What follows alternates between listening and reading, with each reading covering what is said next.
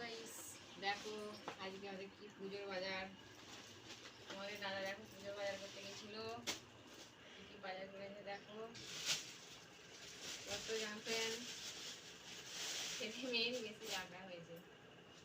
মেয়ের কতগুলো প্যান্ট হয়েছে, মেয়ের এই একটা জামা দেখো, প্যান্ট, এই একটা জামা, এই একটা জামা, এই একটা জামা।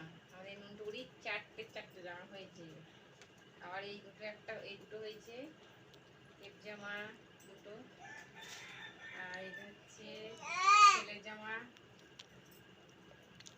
এই একটা ছেলের জামা, এটা হচ্ছে প্যান্ট।